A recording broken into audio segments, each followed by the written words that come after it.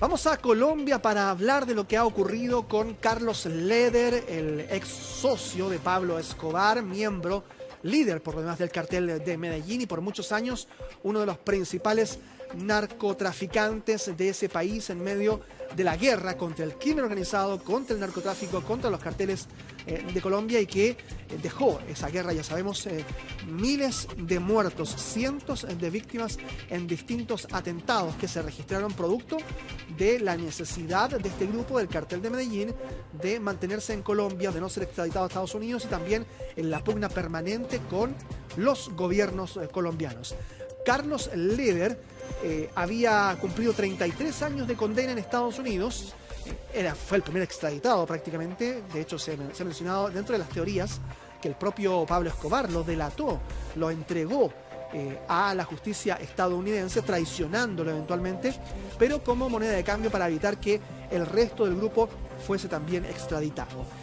Estamos ya en este momento con una entrevista. Vamos a comenzar a conversar en este momento con Hugo Acero, experto en seguridad ciudadana en Colombia, para saber más antecedentes de esta información que de todas formas ha dado la vuelta al mundo. Hugo, ¿cómo está? Buenas tardes.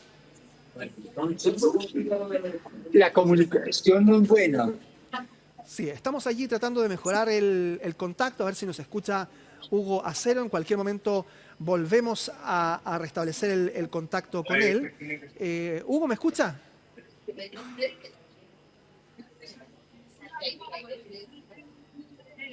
Ahí está acomodando la cámara Hugo Acero, quien desde Colombia No estoy oyendo. no está oyendo, nos dice. Así que bueno, nuestra producción va a tratar de corroborar también el sonido para que podamos tener esa conversación fluida para hablar de uno de los hombres fuertes del cartel de Medellín, muy cercano a Pablo Escobar, y que ya lo decíamos, ¿no? En 1987 fue detenido por las autoridades colombianas, extraditado a Estados Unidos. Allí fue sentenciado a 135 años de prisión por tráfico de cocaína, pero esa sentencia luego se reduce a 55 años después de que Carlos Leder accediera a testificar contra a Manuel Noriega, ¿no? El ex jefe de facto, ¿no?, de Panamá, el ex mandatario y líder militar. Bueno, en 2020 Carlos Leder había sido liberado, luego de que también se supiera que su salud se había deteriorado.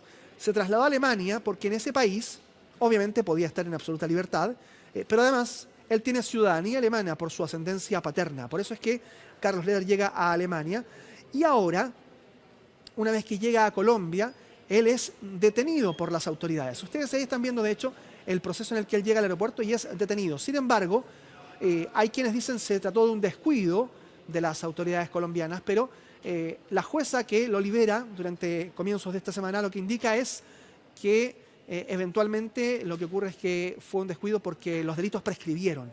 Ese es el gran error.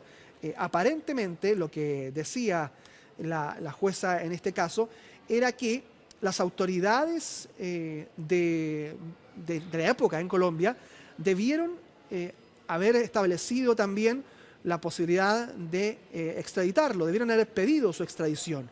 Sin embargo, eso no ocurrió, y por lo tanto Carlos Leder entonces tenía delitos que ahora son prescritos. Hay algunas otras opciones ahora.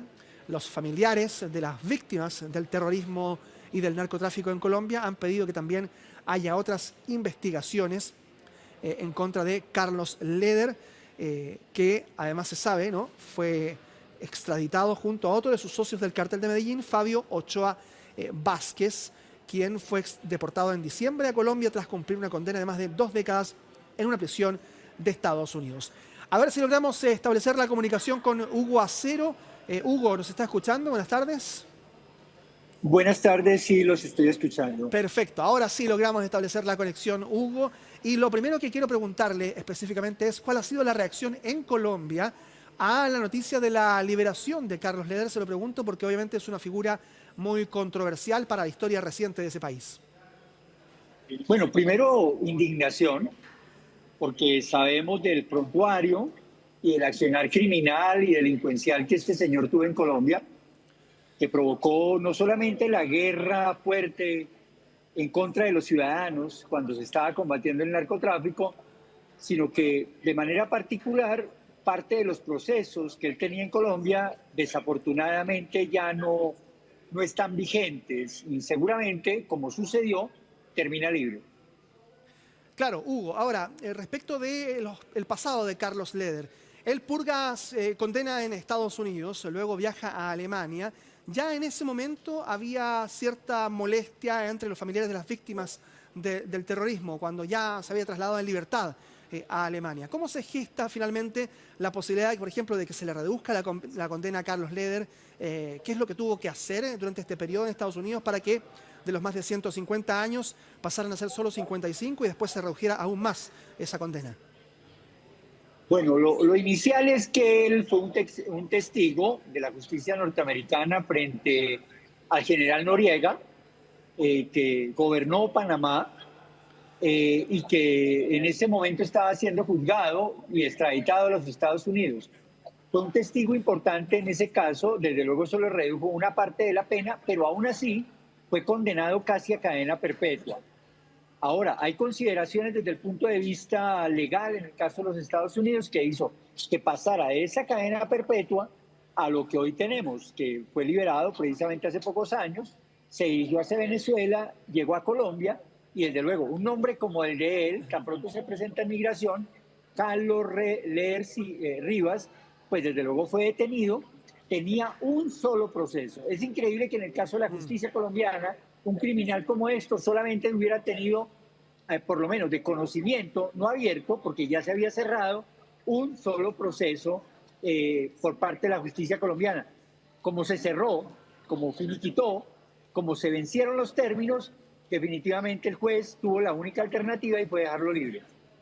Claro, estamos conversando con Hugo Acero, experto en seguridad desde Colombia. Yendo al personaje mismo, Hugo, la historia de Carlos Leder habla de un personaje bien excéntrico, ¿no?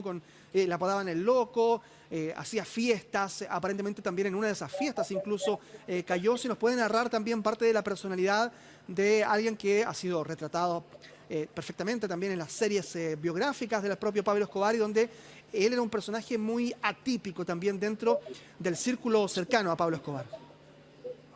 Desde luego hacía parte de la dirección del cartel de Medellín, cuya cabeza principal desde luego era Pablo Escobar.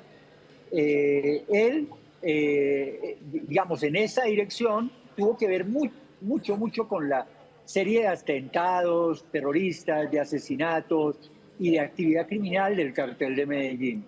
Una persona bastante excéntrica, de alguna manera, bastante, diría yo, aún desde el punto de vista criminal, bastante irresponsable, que exportaba buena cantidad de drogas hacia los Estados Unidos y una parte de Europa, consumidor, tremendamente consumidor, con intereses políticos en ese momento, fundó un partido que se llamaba el Partido Latino, que sacó algunas curules a nivel territorial.